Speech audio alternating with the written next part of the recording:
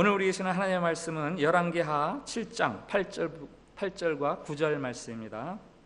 열왕기하 7장 8절 9절, 제가 가지고 있는 성경으로 구약성경 572페이지입니다. 열왕기하 7장 8절 9절 말씀 봉독할 때에 살아계신 우리 하나님의 음성으로 들으시기 바랍니다. 그 나병 환자들이 진영 끝에 이르자 한 장막에 들어가서 먹고 마시고 거기서 은과 금과 의복을 가지고 가서 감추고 다시 와서 다른 장막에 들어가 거기서도 가지고 가서 감추니라.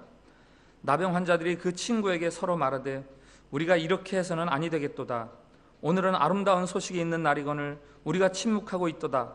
만일 밝은 아침까지 기다리면 벌이 우리에게 미칠지니 이제 떠나 왕궁에 가서 알리자 하고. 아멘. 샬롬. 샬롬. 예, 우리가 한 번 더 밝은 얼굴로 주변 분들하고 축복의 인사를 나누십시오. 하나님께서 우리를 사랑하십니다.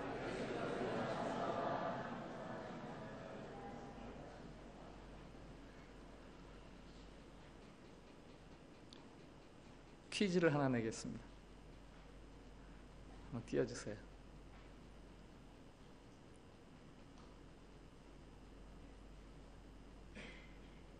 나는 누구일까요? 라는 퀴즈인데요, 비신자들도 나를 싫어하지만 신자들도 나를 싫어합니다. 나는 누굴까요? 두 번째, 나는 교회 안에는 없습니다. 나는 누굴까요? 세 번째, 나는 명령입니다. 그러나 안 지키는 사람이 너무 많아 지키는 사람이 이상하게 취급당합니다.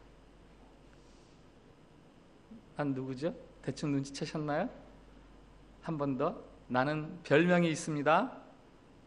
사랑입니다. 사랑은 아니죠, 답이? 그 다음, 나의 풀네임. 내 풀네임은 복음을 증거하라입니다. 나는 누구일까요? 답을 말씀드릴게요. 나는 전도입니다.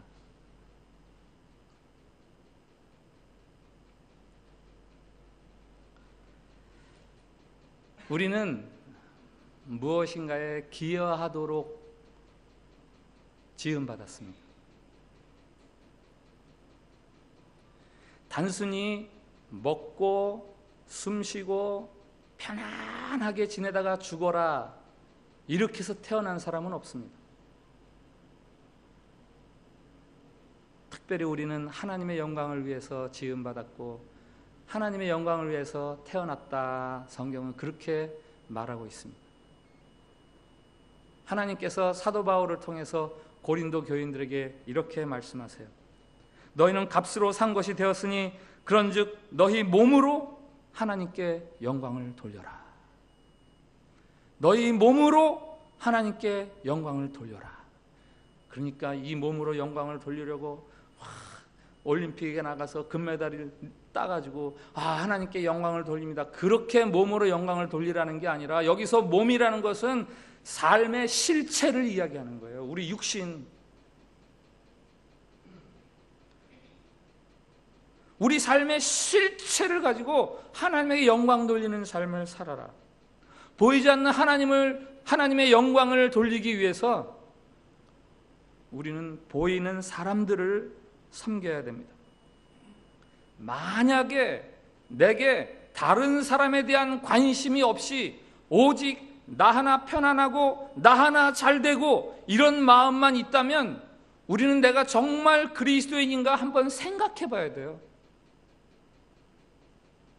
왜냐하면 하나님은 우리에게 구원과 더불어서 다른 사람들을 향한 사랑, 다른 사람들을 향한 관심, 이것을 같이 주시기 때문에 그래요.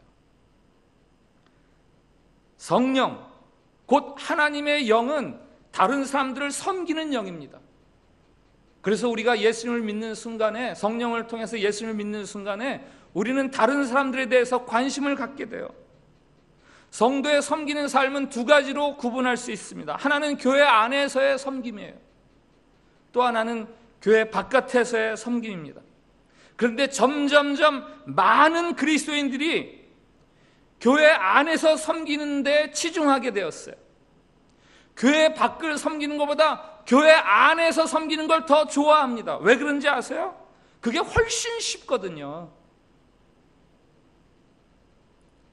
그게 더 잘 받아들여지고 더 인정받기 쉽고 더 잘 나타나기 때문에 교회 바깥을 섬기는 것보다 교회 안에서 섬기는 것을 좋아해요. 성도가 믿지 않는 사람들을 섬기는 방법은 여러 가지가 있겠습니다마는 믿지 않는 사람들을 향한 가장 큰 친절, 가장 위대한 사랑이 있다면 그것은 예수 그리스도의 복음을 전하는 거예요. 오늘날 믿지 않는 사람과 믿는 사람이 공통적으로 가지고 있는 것이 있어요. 아까 퀴즈에서 첫 번째 나온 거. 믿지 않는 사람도 싫어요. 근데 믿는 사람도 싫어요. 전도. 그 전도는 점점 그 대우를 받지 못해요. 교회 바깥 사람들에 의해서 뿐만 아니라 예수 그리스도를 주로 믿는 사람들에게도 전도가 점점 홀대를 받고 있습니다. 만민에게 이 복음을 전파하라. 우리는 이거를 지상명령, 지극히 상위의 명령이다라고 이름을 그렇게 붙였는데, 지극히 상위에 있는 게 아니라 믿는 사람들에 의해서 자꾸 그 위치가 떨어져요. 2급, 3급 저 구석으로 몰려서 취급받는 명령이 되었어요. 명령이 아니에요. 이제는 그저 여러분 그 컵에 커피 때가 묻어 있을 때는 이렇게 닦으세요 하는 그런 생활 팁 정도? 신앙생활 할 때는 뭐 이렇게 하세요, 뭐 해도 되고 안 해도 되고, 그런 정도의 생활 팁 정도로 그게 전락해 버렸어요. 오늘 읽은 성경 본문 말씀은 하나님의 복음을 증거하는 것, 복음 전파에 대한 말씀입니다. 아람 군대가 북이스라엘을 침략합니다. 북이스라엘의 수도 사마리아를 포위를 합니다. 옛날 고대 싸움의 전술 중에 하나는 성 하나를 완전히 포위하는 거예요. 그리고 그렇게 몇 달을 그렇게 포위하고 있는 거예요. 그러면은 어떤 일이 일어나느냐? 성 안에서 성 밖으로부터 들어와야 될 보급로가 차단되면서 음식이 떨어지고 물이 떨어지고 그러면서 사람들이 살 수 없게 돼요. 그래서 항복! 그리고 성문을 열게 나오면은 그 성을 접수하는 거예요. 아람의 베나다 왕이 그 작전을 씁니다. 열왕기상 6장 25절을 한번 들어보세요. 아람 사람이 사마리아를 에워싸므로 성중이 크게 줄여서 나귀머리 하나에 은 80세겔이요 비둘기똥 4분의 1갑에 은 5세겔이라. 사마리아 성이 완전 차단되어 가지고 먹을 양식이 점점 귀해집니다. 그래서 나귀머리가 하나에 은 80세겔이다. 여기 세겔은 그 당시 노무자의 한 달 월급이라고 이야기하는데, 나귀머리, 이게 뭐 속된 말로 말대가리예요. 말고기 먹는 사람이 있습니까? 그 중에서도 살이 그렇게 없는 말머리, 이게 7년치 연봉 줘야 살 수 있다는 거예요. 그러니까 이제는 화폐가 아니죠. 이게 가장 가치 있는 건 식용성이에요. 먹을 수 있느냐 없느냐, 그게 중요하지, 이게 돈이 중요한 게 아니에요. 오죽하면 비둘기 똥을 사 먹겠어요? 비둘기 똥 4분의 1값에 은 5세겔이다. 5개월치 월급을 주고 비둘기 똥 사서, 먹을 것이 그렇게 떨어지니까 성 안에서 무슨 일이 일어나느냐? 두 여인이 서로 싸우다가 왕한테 재판을 걸어요. 한 여인이. 그 재판의 내용은 이런 겁니다. 둘이서 너무 먹을 게 없으니까, 이건 뭐 입에 담기도 사실 부담스러운 이야기지만, 야, 우리 먹을 게 없으니까 애를 잡아먹자 그런 거예요. 너도 애가 있고 나도 애가 있으니 그래, 우리 애 잡아먹고 그리고 그 다음에 니네 애 잡아먹자. 그래가지고 A라는 여인이 자기 애를 잡아서 같이 나눠 먹었어요. 그 다음에 이제 B라는 여인의 애를 잡아 죽일 차례인데, B라는 여인이 애를 감춰놓고 안 주는 거예요. 얼마나 억울해요. 그래서 왕한테 재판 거는 거예요. 이 여인이 약속을 안 지킵니다. 아이고, 뭐 옛날 영화에서도 고산지대에 비행기 하나가 추락해가지고 많은 사람이 죽고 몇 사람이 생존했는데, 생존해서 먹을 게 없으니까 죽은 사람의 인육을 먹는다, 그런 영화가 있었던 거로 알고 있습니다. 이건 사람 사는 게 아니죠. 이건 지옥이죠. 말 그대로 요즘 뭐 헬 뭐 이렇게 얘기 많이 하는데 이게 지옥 아니에요?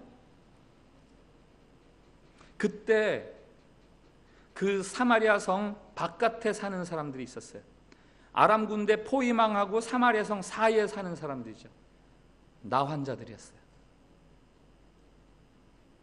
모세 율법에 의하면 나 환자들은 성 안에 살지 못하고 성 밖에 거주하고 성 안에서 음식을 주면 그때서 받아 먹으면서 살게 돼 있거든요. 그러니까 그들은 성 밖에 있지 못하고 성 안에 있지 못하고 성 밖에 있었는데 성 안이 그 지경이니 뭐 언제 음식 나올 일을 기대하겠습니까? 기다리다가 그들이 회의를 해서 결정을 합니다. 야, 이러다 이거 우리 굶어 죽겠다. 성 안도 저 모양이니 우리 그냥 아람 군대로 가자. 어차피 죽을 거 죽이면 죽는 거고 혹시 아냐? 우리를 살려줄지. 그래가지고 아람 진영으로 갔어요. 나 환자들이. 근데 무슨 일이 벌어졌느냐? 아람 진영에 가보니까 아람 군대가 어젯밤에 싹 철수해버린 거예요. 하나님께서 큰 말발굽 소리와 병기 소리 이런 것들을 막 들리게 해주시니까 아람 군대가 이게 이스라엘 백성이 드디어 저 바깥에 해족속하고 연합을 해가지고 우리를 공격하러 오는구나 이렇게 착각을 해가지고 혼비백산 군수물자를 다 그대로 둔 채 몸만 빠져나간 거예요. 그 아람 진영에 와보니까 먹을 게 너무 많은 거예요. 사람은 없고. 야, 이게 웬일이냐? 그들이 어떻게 했는지가 오늘 7장 8절 말씀이에요. 한번 같이 다시 읽어보겠습니다. 같이 읽습니다. 시작. 그 나병 환자들이 진영 끝에 이르자 한 장막에 들어가서 먹고 마시고 거기서 은과 금과 의복을 가지고 가서 감추고 다시 와서 다른 장막에 들어가 거기서도 가지고 가서 감추니라. 아멘. 배고파 죽을 지경이었으니까 먼저 먹었죠. 배가 부르게 속된 말로 배 터지게 먹었겠죠. 그리고 두고 간 그 군수물자들을 가지고 가다 감춰둡니다. 다시 와서 또 가져가서 감춰둡니다. 그들이 그렇게 하다가 갑자기 생각이 하나 났어요. 여러분들이 만약에 그 나 환자들이었다면 그 상황에서 어떤 생각이 났겠습니까? 그들이 그렇게 하다가 딱 생각나는데 사마리아 성 안에서 지금 굶어 죽고 있는 사람들, 그들이 생각이 남습니다. 아람 군대가 도망간 줄도 모르고 여전히 자기들은 포위되어 있는 줄 알고 쩔쩔 굶어가면서 죽어가는 그들이 생각이 났어요. 그래서 하는 말이 9절 말씀이에요. 같이 읽겠습니다. 시작. 나병 환자들이 그 친구에게 서로 말하되 우리가 이렇게 해서는 아니 되겠도다. 오늘은 아름다운 소식이 있는 날이거늘 우리가 침묵하고 있도다. 만일 밝은 아침까지 기다리면 벌이 우리에게 미칠지니 이제 떠나 왕궁에 가서 알리자 하고. 뭡니까? 야, 우리 이렇게 있으면 이거 옳지 않다. 우리가 이 소식을 알리지 않고 가만히 있는 거, 이거는 선하지가 않다. 이 아름다운 소식을 빨리 날 밝기 전에 빨리 저 사마리아 성 사람들에게 알려야 되겠다. 만일 그러지 않으면 우리가 천벌을 받아 마땅하지. 그런 거예요.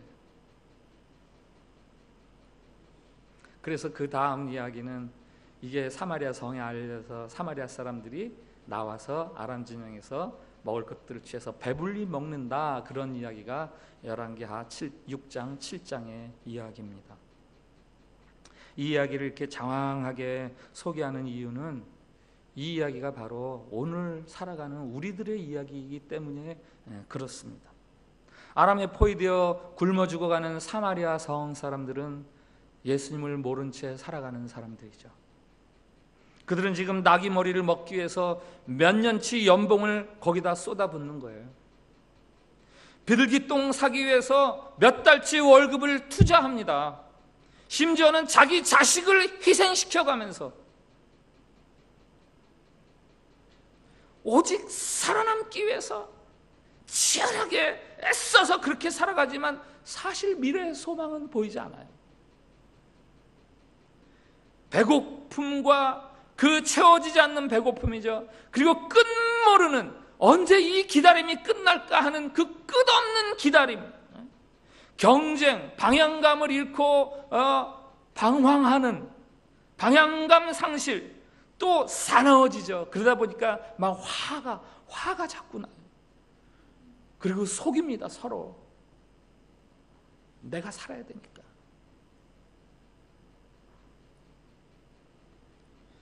성문 밖 나환자들의 사정은 사실은 성 안 사람들보다 더했던 거 아니에요? 그러나 그들은 삶이 바뀌었습니다. 그 사람들은 바로 저와 여러분입니다.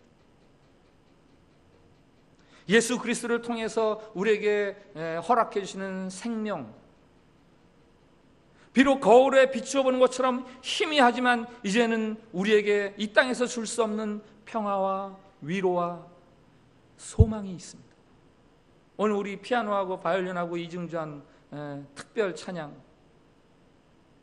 내 영혼의 그 귀 깊은 데서 맑은 가락이 울려나네.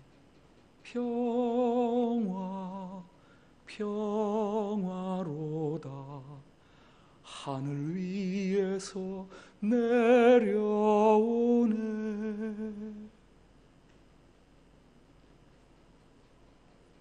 그저 감사하고 고맙고, 바로 그때 하나님이 우리에게 말씀해 주시는 거예요. 니네가 잠잠히 있으면 옳지 않다. 니네가 침묵하고 있으면 옳지 않다. 한번 따라해 주세요. 내가 침묵하는 것이 옳지 못하구나. 한 번 더. 내가 침묵하는 것이 옳지 못하구나. 그런 얘기죠. 즐거움 너 혼자 누리냐? 너 혼자 배부를 거냐? 굶어 죽고 있는 저 사람들에게 빨리 이 기쁜 소식을 알려줘야 되지 않겠냐? 만일 그러지 못하면 너 내일 아침에 천벌을 받을 만큼 네가 침묵하는 것은 나쁜 거다. 베드로가 이런 말을 하죠. 베드로 전서 2장 9절 말씀 다 같이 한번 읽겠습니다. 시작. 그러나 너희는 택하신 족속이요 왕같은 제사장들이요 거룩한 나라요 그의 소유가 된 백성이니 이는 너희를 어두운 데서 불러내어 그의 기이한 빛에 들어가게 하신 이의 아름다운 덕을 선포하게 하려 하심이라. 아멘. 너희는 택하신 족속이요 왕같은 제사장들이요 거룩한 나라요. 우리는 이 말씀이 너무 좋아요. 그래서 막 노래까지 만들었어요. 너는 택한 족속이요 왕같은 제사장이며. 그래서 서로 막 축복합니다. 축복성이라고 그러잖아요. 거룩한 나라 하나님의 소유된 백성. 우리는 이렇게 존귀해. 근데 하나님이 우리를 왜 그렇게 만들어주셨냐가 그 다음 구절에 나와요. 너희를 어두운 데서 불러내어 그의 기이한 빛에 들어가게 하신 이의 아름다운 덕을 선포하게 하려고, 전하게 하려고, 선전하게 하려고 너희를 그렇게 존귀하게 해준 것이다. 그런데 우리는 이 아름다운 이름을 전하는 것에는 별로 관심이 없어요. 그저 교회 안에서 마음껏 먹고 누리고 즐거워하고 이런 것에만 관심이 있습니다. 하나님을 예배하면서 감동을 받죠. 하나님 너무 감사합니다. 성경 공부를 하면서 찬송을 부르면서 예배한 말씀을 통해서 막 은혜를 받습니다. 아멘, 할렐루야, 감사합니다. 여기에 취해 있어요. 굶어 죽고 있는 다른 사람들 생각하지 않습니다. 그저 내가 입고 있는 이 구원의 옷, 이 아름다운 옷, 여기에 황홀해 있어요. 그때 하나님이 말씀하시는 거예요. 내가 침묵하면 너 옳지 못하다. 너의 잠잠함이 그게 좋은 게 아니다. 어떤 사람이 암이나 에이즈 같은 그런 아주 불치의 치명적이라고 하는 그런 병에 걸렸다가 어떻게 아무튼 요행이 났어요. 뭘 먹었는데 그게 났어요. 감사합니다. 나는 제2의 인생을 삽니다. 그런데 소식이 들리는데 옆집 사람이 자기랑 똑같은 병에 걸렸대. 그럼 어떻게 해야 돼요? 다 당장 옆집에 글쎄 나도 그 병에 걸렸는데 내가 이러니까 낫어. 이렇게 해야지요. 그렇게 안 하고 그냥 난 낫어. 너무 감사해. 그러고 있으면 그거 악이라는 거예요. 악. 그렇게 할 수가 있냐는 거예요, 세상에.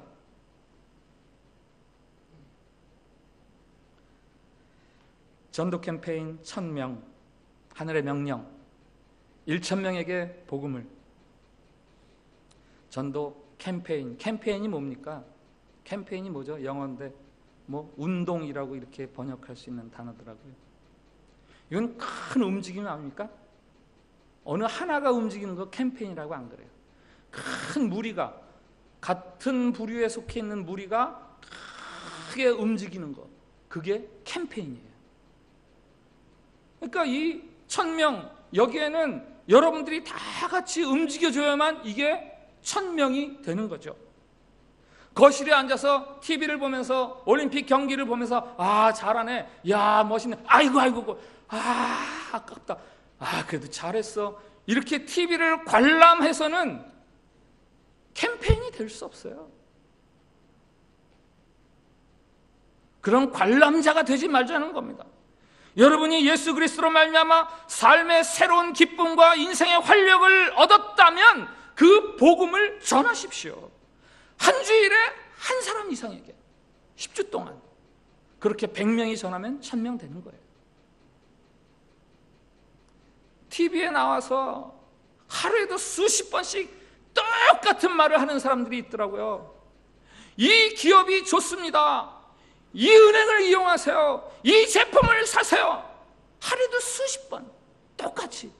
그 사람들은 광고료를 받은 사람들이죠. 여러분, 신자라면 예수님이 참 좋습니다.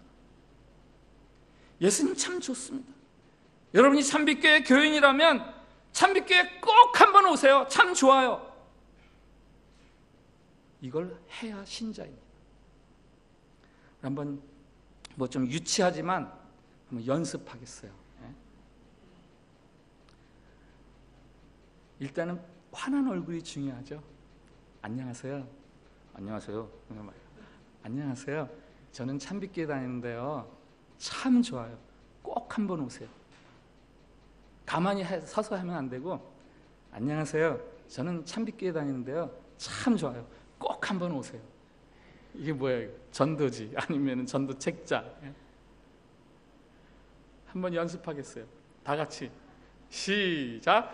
안녕하세요. 저는 참빛교회 다니는데요, 참 좋아요. 꼭 한번 오세요. 이거 왜 안 해? 이거 해야지. 이거 항상 수시로 갖고 다니다가 기회가 딱 되면 한 번 더 합시다. 이것까지 하는 거예요. 이것까지 시작. 안녕하세요. 저는 참빛교회 다니는데요, 참 좋아요. 꼭 한번 오세요. 그거 얼마나 쉽습니까? 아니면 안녕하세요. 예수님 믿으니까 참 좋더라고요. 요거 한마디 같이 합시다. 예수님 믿으니까 시작. 예수님 믿으니까 참 좋습니다. 우리 옆에 사람들하고 연습합시다. 한 번씩만 하세요. 옆에 사람들하고 안녕하세요부터.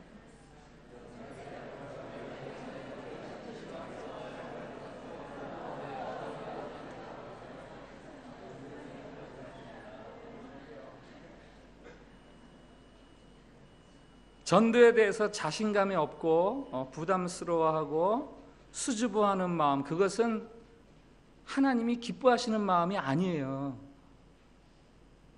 그 마음은 하나님이 주시는 마음이 아니에요. 전도에 대해서 부담스러워하고 수줍어하는 마음을 기뻐하는 자가 있다면 그것은 하나님이 아니라 사탄이죠.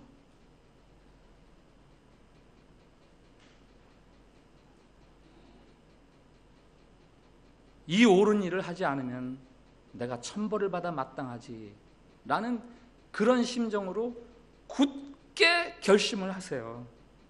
이 전도 기간 동안에는 아침마다 딱 일어나면 꼭 이렇게 먼저 기도하십시오. 하나님, 제가 오늘 전도하겠습니다. 도와주세요.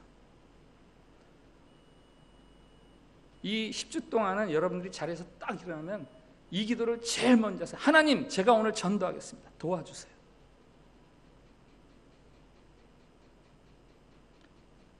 나는 그래도 안 할 거야. 나는 교회에서 봉사하는 게 좋아.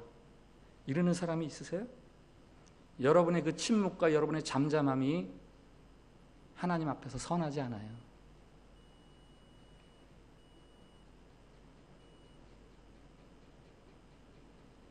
모든 사람이 예수님을 필요로 합니다. 세상에서 성공했느냐, 높은 자리에 올라갔느냐, 혹은 실패했느냐, 낮은 자리에 떨어져 있느냐, 그런 거랑 상관없이 모든 사람에게 예수님이 필요합니다. 예수 그리스도가 없는 인생은 반드시 아무 희망이 없는 절망적인 그런 상황에 맞닿게 되어 있어요. 최소한 한 번 그 절망적인 상황에 맞닥뜨리게 되어 있습니다. 겉으로 볼 때는 안 그럴 것 같죠? 누구라도 예수님이 없는 사람은 다 그렇게 경험하게 되어 있어요. 예수님이 필요 없는 사람은 없어요. 예수님은 바로 그때 우리에게 희망이 되시고 우리에게 용기를 주시고 우리를 새롭게 해주시는 분이 바로 예수님이시잖아요. 베드로가 말합니다. 다른 이로서는 구원을 받을 수 없나니 천하 사람 중에 구원을 받을 만한 다른 이름을 우리에게 주신 적이 없으시다. 예수님이 필요하지 않은 사람은 이 세상에 아무도 없어요. 사도 바울은 말합니다. 내가 달려갈 길과 주 예수께 받은 사명 곧 하나님의 은혜의 복음을 증언하는 일을 마치려 하면은 나의 생명조차 조금도 귀한 것으로 여기지 아니하노라. 예레미야가 말합니다. 내가 다시는 여호와를 선포하지 아니하며 그의 이름으로 말하지 아니하리라 하면 나의 마음이 불붙는 것 같아서 골수에 사무치니 답답하여 견딜 수가 없나이다. 하나님은 열정적인 존재세요. 하나님은 어떤 것은 열정적으로 사랑하시고 어떤 것은 열정적으로 미워하십니다. 이게 하나님이에요. 하나님에게 가까이 다가가면 열정이 생기게 되어 있어요. 하나님은 그런 열정적인 사람들을 사용하세요. 누가복음 15장에 여러분이 잘 아는 탕자의 비유, 아버지의 재산을 유산을 미리 받아다가 객지에 가서 다 탕진하고 굶어 죽게 생겨서 아버지한테 이제 종으로 주나 삼게 해달라 그랬다. 그래가지고 집으로 갔는데 아버지가 막 아들 이상의 취급을 해주잖아요. 잔치를 벌여주고 금가락지를 껴주고 아들 대접을 해주잖아요. 그 다음 이야기를 혹시 아세요? 결국 그 아들이 그 집을 또 나갔다는 거예요. 왜 나갔는지 아세요? 도시락 싸가지고 나갔어요. 집 나간 아들들 찾아다니는 거야. 야, 빨리 집에 들어가지 뭐하냐? 여기서 왜 이 고생이냐? 야, 빨리 집에 가봐. 얼마나 좋은데. 도시락 싸들고 집 나간 친구들 찾아다니면서 집에 빨리 가라고 그러라고. 내가 보고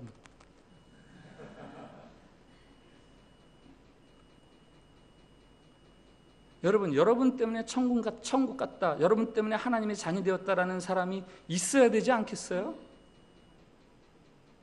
이 다음에 하나님을 맞닥뜨렸는데 하나님 감사합니다 이렇게 하나님의 생명을 저에게 허락해 주셔서 너 때문에 하나님의 자녀 된 사람이 있느냐?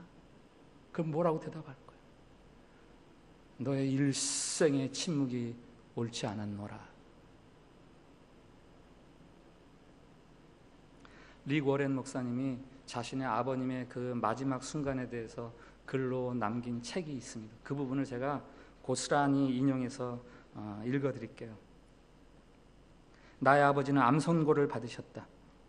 이 땅에서의 마지막 일주일 동안은 거의 24시간을 의식이 반밖에 없는 상태로 깨어 계셨다. 아버지는 꿈을 꾸시면서 그 꿈에 대해 크게 말씀하시곤 하셨다. 침대 곁에서 그 꿈에 대해 듣는 것만으로도 나는 아버지에 대해 많은 것을 알게 되었다. 아버지가 숨을 거두실 무렵 나와 아내와 조카는 아버지 곁에 있었다. 아버지는 갑자기 생기가 돌아오셨고 침대에서 일어나려고 하셨다. 물론 아버지는 너무 약하셨기 때문에 아내는 아버지를 다시 눕혀드렸다. 하지만 아버지는 계속 침대에서 일어나려고 애쓰셨고 그래서 아내는 이렇게 여쭤보았다. 아버님, 뭘 하고 싶으세요? 아버지가 이렇게 대답했다. 예수님을 위해 한 명을 더 구해야 해. 예수님을 위해 한 명을 더 구해야 해.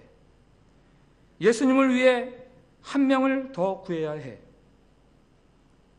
아버지는 계속 반복하셨다. 그 후 1시간 동안 아버지는 그 말을 100번 정도 하셨다. 예수님을 위해 한 명을 더 구해야 해. 나는 눈물을 흘리며 아버지의 믿음에 대해 하나님께 감사했다. 바로 그 순간 아버지는 마치 명령을 하시듯 약한 손을 뻗어 내 머리에 얹고 말씀하셨다. 예수님을 위해 한 명을 더 구해라. 예수님을 위해 한 명을 더 구해라. 리고렌 목사님의 아버지의 그 마지막 아들의 머리에 손을 얹고 하는 그 말은 지금 이 시간, 이 순간 보이지 않지만 하나님의 손으로 여러분 머리에 얹으시고 하시는 그 말씀일 수 있습니다. 예수님을 위해 한 명이라도 더 구해라. 우리가 잠잠히 있을 수 없습니다. 예수님에 대해 침묵하는 것은 결코 옳지 않습니다. 한번 저를 따라해 주시기 바랍니다. 침묵하는 것은 옳지 않습니다. 침묵하는 것은 옳지 않습니다. 일어나서 찬양합시다. 찬송가 501장 1절과 3절만